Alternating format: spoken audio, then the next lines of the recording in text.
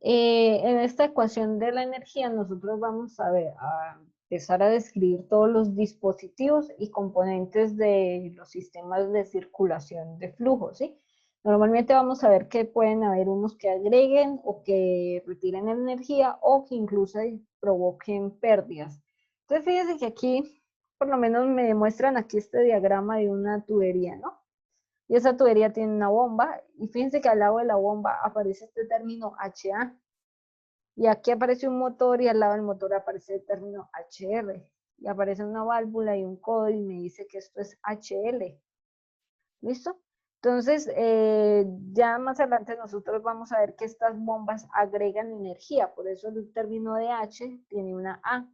Los motores retiran energía. Por eso el término de H tiene aquí una R. ¿Listo? Y esta HL está asociada a los, esto le llaman accesorios, ¿sí? A los elementos que yo le puedo poner a una tubería. ¿Listo? ¿Qué nos dice aquí? Bueno, que aquí vamos a analizar problemas de flujo que incluyen efectos que dependen del tiempo y tienen perfiles no uniformes. Vamos a empezar a considerar las pérdidas de energía y esas pérdidas de energía se van a deber a dos efectos. Uno es la viscosidad, entonces ya aquí entra en juego la viscosidad. Quiere decir que a diferencia de Bernoulli, cuando nosotros tomábamos la viscosidad como cero, ¿no? Como si el fluido fuera irrotacional, aquí la viscosidad ya va a empezar a jugar un papel importante, ¿no?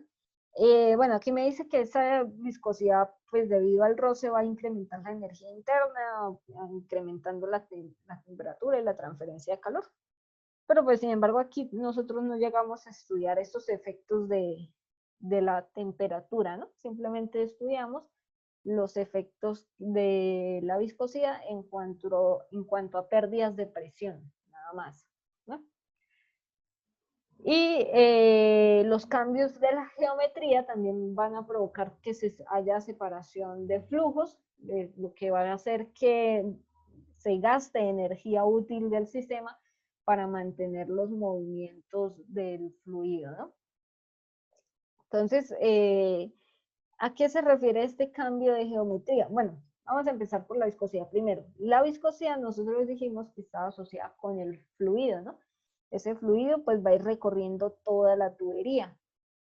Entonces, esa viscosidad también se asocia normalmente es con la longitud de la tubería, ¿sí? Porque si tengo una tubería bastante larga, pues puede ser que el fluido llegue aquí al final con muy poca presión, ¿no? Quiere decir que se le va a ir restando energía. Entonces, la viscosidad está asociada a la tubería en general, a la longitud y, bueno, en cierta parte también al diámetro de esa tubería.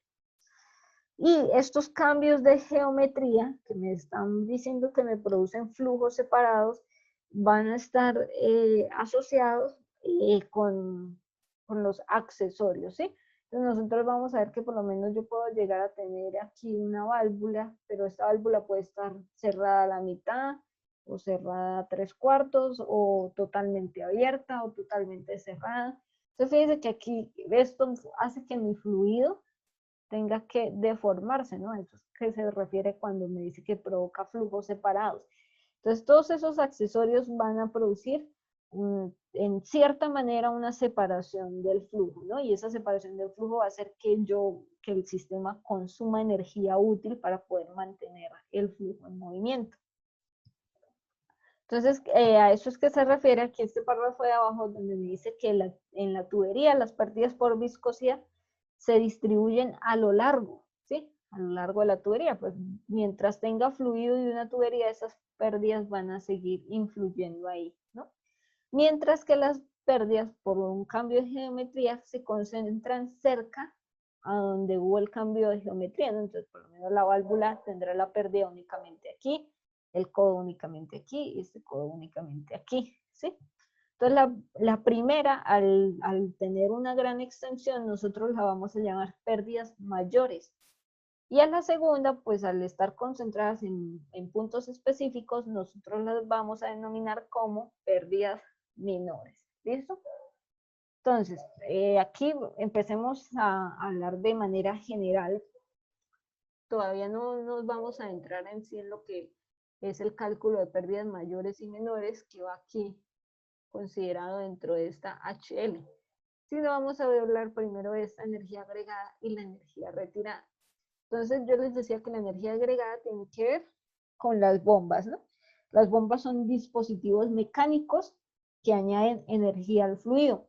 Entonces, estas bombas normalmente tienen un motor eléctrico que está impulsando el eje de la bomba, y entonces la bomba lo que hace es aprovechar esa energía cinética y transmitírsela al fluido. Eso va a provocar que, bueno, que el fluido empiece a moverse y incremente su presión, ¿no? Entonces, por eso es que nosotros decimos que se está agregando energía al fluido y que aparece este término aquí, HA, ¿no? Incluso algunas veces pues vamos a tener que calcular la potencia de las bombas.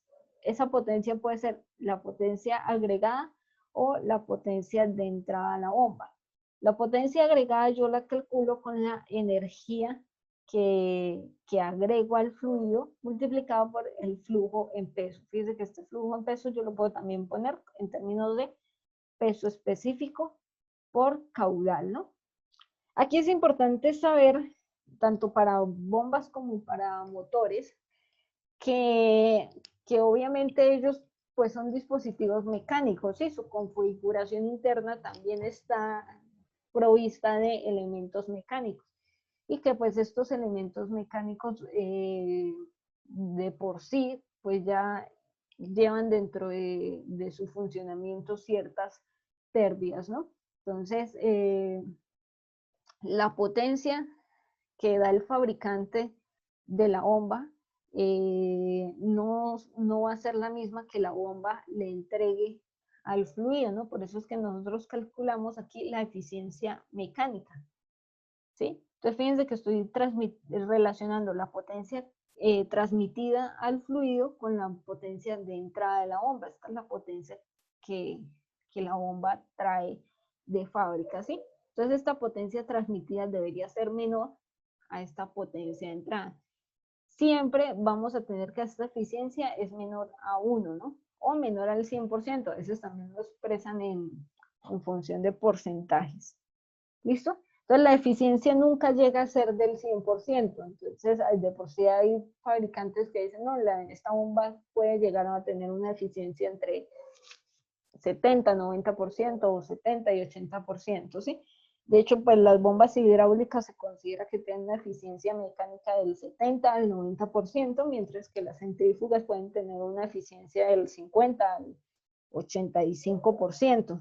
¿Sí? Entonces, pues dependiendo de mi análisis y de lo que yo quiera tener y de si puedo permitirme pérdidas un poco más grandes o si también del recurso económico, ¿no? Que pues una bomba de más eficiencia, pues también eso se traduce en más gastos económicos. Entonces ahí pues ya depende mucho del diseñador, ¿no? Y bueno, cuando hablamos de motores, entre ellos podemos tener motores de fluido, turbinas o actuadores, ¿no? En general, ellos son dispositivos que lo que hacen es tomar energía del fluido y convertirla en trabajo por rotación de un eje, ¿sí? O también puede ser por el movimiento de un pistón. En general, estos, pues, en algunos casos tienen la misma configuración de las bombas, pero se encuentran al revés, ¿no? La principal diferencia que nosotros podemos encontrar es que cuando funciona como motor, el fluido es el que impulsa los elementos rotatorios del dispositivo. En cambio, aquí, como vimos nosotros en las bombas, un motor eléctrico u otro equipo se conecta a un rodete, el cual gira, y la energía cinética de este hace que el fluido se mueva. Entonces fíjense que aquí son los elementos mecánicos los que mueven al fluido, mientras que el motor toma el movimiento del fluido para mover cierto elemento mecánico, ¿no? Entonces, un caso muy común puede ser las turbinas hidráulicas, ¿no? Las que están en las centrales hidroeléctricas, lo que hacen es aprovechar el movimiento del agua para generar energía eléctrica, ¿sí? Y aquí pues aparece ya el término de HR porque lo que estamos haciendo es extraer energía de ese fluido. Entonces fíjense que yo puedo hallar la potencia retirada también por medio de HR por el flujo en peso del fluido, ¿no? Y aquí igual este flujo en peso puede ser peso específico por caudal. Y al igual que en las bombas puedo determinar la eficiencia mecánica de los motores, relacionando la potencia extraída del motor entre la potencia que se extrae del fluido. ¿Listo? Al igual que la anterior, debido a lo mismo, esta eficiencia pues siempre va a ser menor a 1, ¿no? ¿Listo? ¿Preguntas hasta aquí?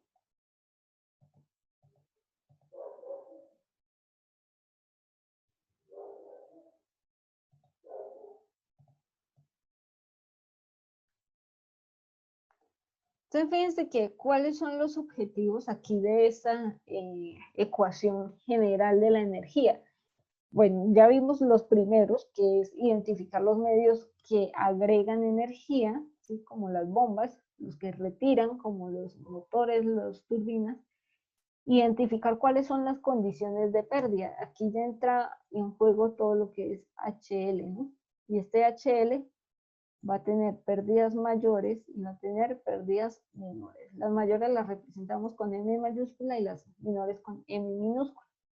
Entonces fíjense que todo esto lo que deriva es en esto, ¿no? Extender la ecuación de Bernoulli considerando los puntos anteriores, ¿no? Considerando ya estas energías, la variación de la energía. También pues podemos calcular la potencia que se agrega en las bombas, la potencia que un fluido puede dar a un motor o una turbina, definir la eficiencia que pueden tener esas bombas o motores y calcular la potencia a la salida de un motor, ¿no? Entonces, aquí vamos a empezar a hablar ya de lo que son las pérdidas mayores y menores, pero para ellas debemos tener claro lo que es el número de Reynolds, ¿sí? De por sí, bueno, este número de Reynolds es fundamental tanto en estas ecuaciones como en los temas que nos siguen a continuación en canales abiertos. Es importante tener este concepto claro, ¿sí? Este número de Reynolds, bueno, aquí me dice que predice el tipo de flujo, ¿no? Porque me relaciona la fuerza de inercia sobre un elemento de fluido con su fuerza viscosa. El carácter del flujo que se desplaza por un tubo redondo depende de, entonces, uno va a ser la densidad, la viscosidad, el diámetro del tubo o la velocidad promedio. Aquí específicamente está para un tubo redondo, ¿no? Pero también puede haber, como ya lo habíamos dicho, ocasiones en que no sean necesariamente redondo. Entonces, este diámetro lo vamos a tomar como diámetro hidráulico. Y el diámetro hidráulico viene siendo 4 veces el área entre el perímetro, ¿sí? Entonces, suponiendo que fuera rectangular, esta área será base por altura y el perímetro será 2 veces la base más 2 veces la altura. Entonces, ahí hay que tener en cuenta si tengo un tubo redondo, que en este caso, pues, en caso de que sea redondo, el diámetro va a ser igual al diámetro hidráulico. Pero si no, pues tendré que calcular el diámetro hidráulico, ¿sí? Entonces, ese número de Reynolds lo uso para analizar las pérdidas debido a la naturaleza del fluido, en este caso, de estudio, ¿no? Vamos a ver que yo tengo, bueno, este número de Reynolds va a ser adimensional, ¿sí? Cuando hagan aquí la solución de la velocidad por un diámetro, por densidad entre viscosidad, me va a dar adimensional. Sí, también lo puedo expresar aprovechando que aquí hay densidad sobre viscosidad como viscosidad cinemática, ¿no? Entonces lo puedo expresar con viscosidad dinámica o cinemática, dependiendo de lo que yo tenga. Entonces fíjense que voy a obtener Reynolds altos cuando el flujo tiene una velocidad elevada y una viscosidad baja, ¿no? Entonces, claro, por lo menos los fluidos que tienen viscosidades bajas, como el aire o incluso el agua, yo lo puedo llevar a altas velocidades, ¿no? Por lo tanto, en ellos pues se van a presentar flujos turbulentos. Entonces, un flujo turbulento es cuando las partículas de este tienen movimientos irregulares o caóticos, ¿no? Por lo tanto, aquí se van a causar pérdidas de energía que ya veremos que van a ser proporcionales al cuadrado de la velocidad. ¿Listo? Entonces, este flujo turbulento nosotros normalmente lo podríamos asociar por lo menos con cuando los ríos o los aviones entran también en una zona de turbulencia, ¿no? Entonces, aquí el flujo no se comporta de una manera ordenada. En cambio, ¿qué pasa por lo menos cuando tenemos flujos cuyas viscosidades son altas? Por lo menos supongamos un petróleo o algo así, ¿no? ¿Qué pasa con ellos? Al ser tan viscosos, estas velocidades no llegan a ser muy grandes, ¿no? Entonces, fíjense que voy a tener números Reynolds bajo cuando tengo una viscosidad alta y una velocidad baja. Está mal escrito, pero velocidad baja, ¿sí? Por lo tanto, ¿qué va a pasar? Él va a tender a ser laminar, ¿listo? Entonces, laminar nosotros le llamamos a cuando el fluido de por sí se comporta así como estuviera en láminas, ¿no? Tiene un comportamiento bastante ordenado. Entonces, fíjense que nosotros consideramos que el flujo es laminar cuando el número de Reynolds es menor a 2000, que es turbulento cuando es mayor a 4000. Y hay una región que no está definida aquí, que es nuestra región crítica, ¿no? Cuando está entre 2000 y 4000. Entonces, aquí de hecho nosotros vamos a ver más adelante que en esta zona del 2000 al 4000 no hay condiciones dadas, ¿sí? Por lo menos el diagrama de Moody, vamos a ver el diagrama de Moody. Este también está en las tablas que les mostré, está un poquito más grande. Entonces fíjense que aquí el diagrama de Moody tiene aquí el número de Reynolds, ¿listo? Entonces aquí tenemos 2 por 10 a la 3, que es 2000. Entonces, fíjense que de aquí para allá me dice que calculé, bueno, F como 64 entre Reynolds. Y fíjense que aquí donde está el 4000, el número de Reynolds 4000, bueno, de aquí para allá tengo ciertas líneas, pero entre el 2000 y el 4000 aparece aquí esta mancha negra. Entonces ahí no tengo valores definidos, ¿listo? Esto lo veremos ahorita. Por ahora, pues simplemente saber cómo es el comportamiento del número de Reynolds, ¿no? A altas velocidades y viscosidades bajas se tiende a tener flujos turbulentos, mientras que a viscosidades altas y velocidades bajas se tiende a tener flujos laminares, ¿no? Y entre 2000 y 4000 no se puede predecir, por lo tanto se dice que se tiene un flujo crítico. Normalmente siempre se evita entrar en la zona crítica, ¿sí? Normalmente eso siempre se evita que el Reynolds quede entre 2000 y 4000, ¿sí? ¿Preguntas?